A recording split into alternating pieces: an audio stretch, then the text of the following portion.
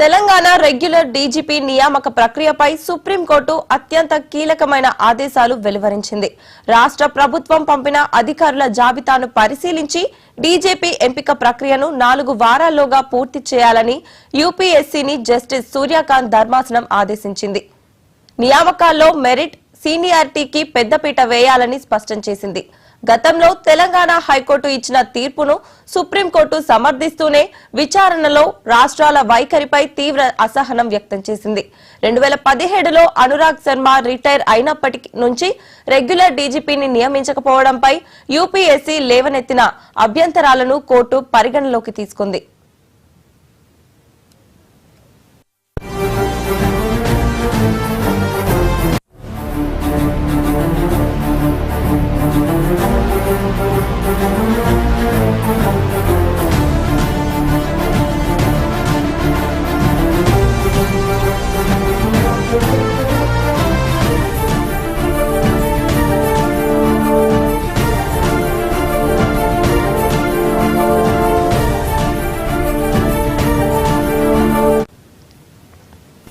దేశవ్యాప్తంగా అనేక రాష్ట్రాలు రెగ్యులర్ డీజీపీలను నియమించకుండా యాక్టింగ్ డీజీపీ వ్యవస్థను కొనసాగించడంపై సుప్రీంకోర్టు తీవ్ర ఆందోళన వ్యక్తం చేసింది.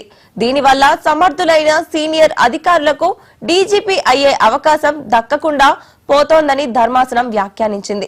ప్రకాష్ సింగ్ కేసులో ఇచ్చిన మార్గదర్శకాలను రాష్ట్రాలు ఉల్లంఘిస్తున్నాయని, భవిష్యత్తులో సమయానికి ప్రతిపాదనలు పంపకపోతే కఠిన చర్యలు తీసుకోవాల్సి ఉంటుందని హెచ్చరించింది. అటు హైకోర్టులో బి శివధర్ రెడ్డి నియామకంపై దాఖలైన పిటిషన్ కొట్టివేతతో ఆయనకు తాత్కాలిక ఊరట లభించినప్పటికీ నెల రోజుల్లోపు రెగ్యులర్ డీజీపీ ఎంపిక ప్రక్రియను ముగించాలని సర్వోన్నత న్యాయస్థానం స్పష్టమైన గడువు విధించింది.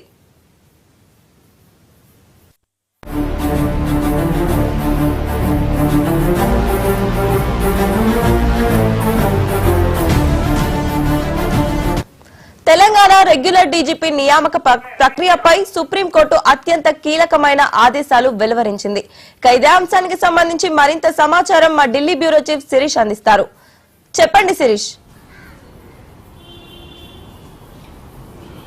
తెలంగాణలో డీజీపీ నియామకానికి సంబంధించిన కేసు అనేది కూడా సుప్రీంకోర్టులో విచారణకు రావడం జరిగింది. సుప్రీంకోర్టు ప్రధాన న్యాయమూర్తి నేతృత్వంలోని ధర్మాసనం దీనికి సంబంధించిన విచారణ అనేది కూడా చేపట్టింది.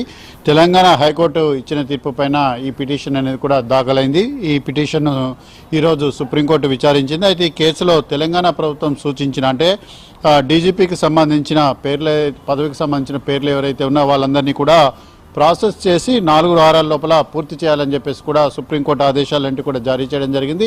ఈ ఆదేశాలన్నింటి కూడా యూపీఎస్సీకి గతంలో హైకోర్టు అనేది కూడా ఇచ్చింది. విచారణ సందర్భంగా సుప్రీంకోర్టు ప్రధాన న్యాయమూర్తి జస్టిస్ సూర్యకాంత్ కీలక వ్యాఖ్యలన్నింటి కూడా చేశారు. సాధారణంగా ఇలాంటి కేసులన్నింటి కూడా సీనియర్ జడ్జి ముందు వినిపించాలి. అయితే హైకోర్టు ఆదేశంలో తప్పేమీ కూడా లేదని చెప్పేసి కూడా ఆయన పేర్కొనడం కూడా జరిగింది. అయితే కోర్టులో యూపీఎస్సీ వాదన ప్రకారం 2017లో చివరి regular DGP Anurag Sharma retired అయిన తర్వాత తెలంగాణ ప్రభుత్వం కొత్త డీజీపీ నియామకానికి సంబంధించి సిఫార్సులేవి కూడా పంపలేదని చెప్పేసి కూడా చెప్పడం కూడా జరిగింది. ఇది ప్రకాష్ సింగ్ తీర్పులో ప్రకాష్ సింగ్ సంబంధించిన కేసులో ఉండాల్సిన విధానానికి విరుద్ధం అని చెప్పేసి కూడా పేర్కొనడం కూడా జరిగింది. సో సుప్రీంకోర్టు కూడా రాష్ట్రాల నుంచి చాలా ఆలస్యంగా ప్రతిపాదనలంటూ కూడా రావడం వల్ల చాలామంది సీనియర్ అధికారులు అవకాశాలంటూ కూడా కోల్పోయారని చెప్పేసి కూడా వ్యాఖ్యానించడం కూడా జరిగింది. అయితే యూపీఎస్సీ అభ్యంతరాలన్నింటినీ అంగీకరించినప్పటికీ కూడా డీజీపీ నియామకం అనేది కూడా ఆలస్యం కాకుండా త్వరగా పూర్తి చేయాలని చెప్పేసి కూడా త్వరగా సిఫార్సులు చేయాలని చెప్పేసి కూడా ఆదేశాలన్నీ కూడా జారీ చేయడం కూడా జరిగింది. సో మొత్తం మీద కూడా యూపీఎస్సీకి మరొక 4 వారాల సమయం అనేది కూడా ఇవ్వడం కూడా జరిగింది. అదేవిధంగా భవిష్యత్తులో రాష్ట్రాలు సమయానికి డీజీపీ నియామకానికి సంబంధించిన ప్రక్రియలన్నింటి కూడా పంపాలి. పంపకపోతే ప్రకాష్ సింగ్ కేసులో చర్యలు తీసుకోవాలని చెప్పేసి ప్రకాష్ సింగ్ కేసులో ఏదైతే చర్యలు తీసుకోవాలని చెప్పేసి యూపీఎస్సీకి ఇచ్చిన ఆదేశాలు ఏవైతే ఉన్నాయో అధికారాలు ఇస్తూ ఆదేశాలు ఏవైతే ఇచ్చినా ఆ ఆదేశాలను ఇంప్లిమెంటేషన్ చేయాల్సి ఉంటుందని చెప్పేసి కూడా సుప్రీంకోర్టు స్పష్టం చేయడం కూడా జరిగింది. చాలా రాష్ట్రాలు కూడా డీజీపీని నియమించకుండానే యాక్టింగ్ డీజీపీ వ్యవస్థను కొనసాగిస్తున్నాయి. దీనివల్ల ప్రతిభ కలిగిన అధికారులకు నష్టం జరుగుతోందని చెప్పేసి కూడా సుప్రీంకోర్టు అభిప్రాయపడడం కూడా జరిగింది. సో మొత్తం మీద కూడా ఇటు దీనికి సంబంధించి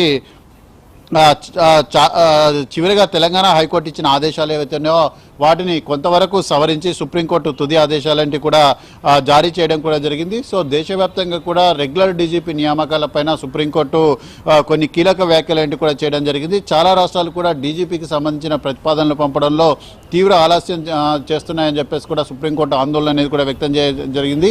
సో ఈ ఆలస్యం వల్ల చాలా మంది ప్రతిభ కలిగిన సీనియర్ అధికారులకు అవకాశాలు దక్కకుండా పోతున్నాయని చెప్పేసి కూడా పేర్కొనడం కూడా జరిగింది.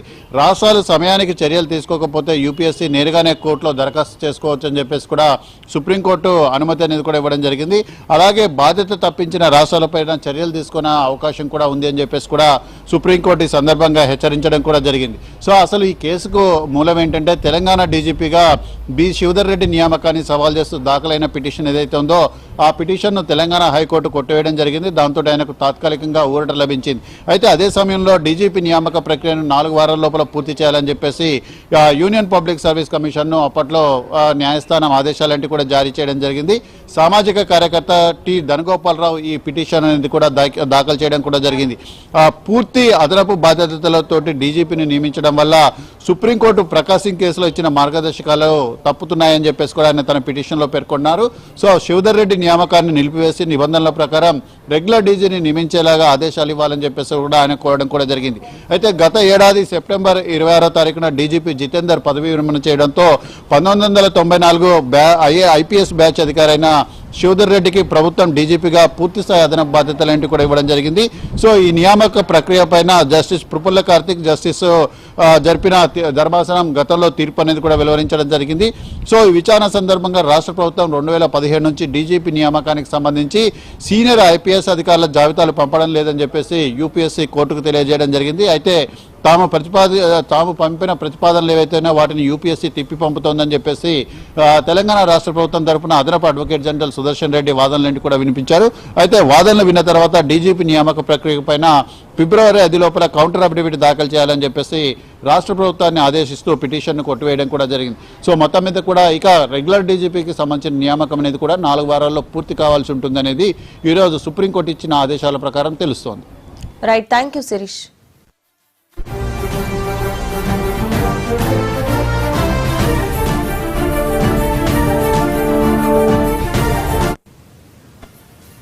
మరిన్ని డీటెయిల్స్ చూసే ముందు బులెటిన్ లో షార్ట్ బ్రేక్ తీసుకుందాం.